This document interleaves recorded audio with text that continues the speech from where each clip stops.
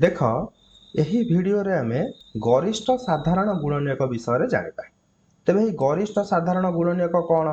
तेबे आमे गरिष्ठ साधारण गुणनीयक विषय जानिबा पूर्वरु प्रथमे आमे जानिबा जे गुणनीयक कौन एवं साधारण गुणनीयक कौन। तेबे एठी मो पाखरे दुईटी संख्या अछि 12 एवं 18। 12 को आमे लिखि परिबा 2 र घात 2 गुणन 3 अर्थात 2टा 2 एवं गोटिए 3।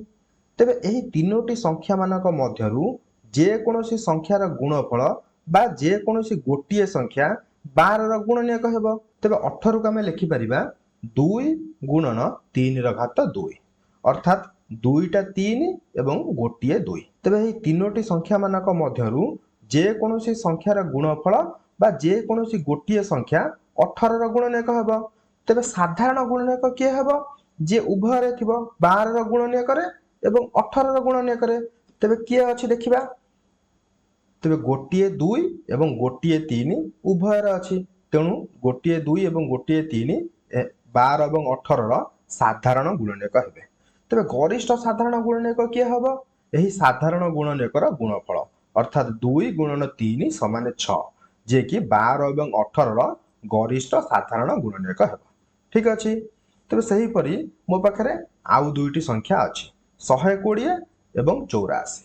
तेबे सही परि हम 120 को मध्ये लिखि परिबा 2 र घात 3 गुणन 3 गुणन 5 अर्थात तीनोटी 2 गोटिए 3 एवं गोटिए 5। तेबे एही पांचोटी संख्या मानक मध्यरु जे कोनोसी संख्यार गुणफल बा जे कोनोसी गोटिए संख्या 120 र गुणनीयक हेबो।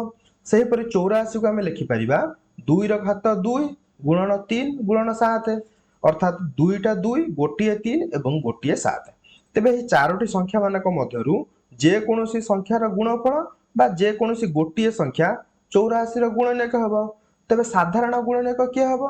जे उभय रे थिबो। तेबे 2टा 2 एवं गोटिए 3 120 एवं 84 र साधारण गुणनीयक हेबो। एवं गरिष्ठ साधारण गुणनीयक किए हेबो? साधारण गुणनीयकर गुणफल अर्थात 2 गुणन 2 गुणन 3 समान 12 जे कि 120 एवं 84 र गरिष्ठ साधारण गुणनीयक हेबो। ठीक अछि।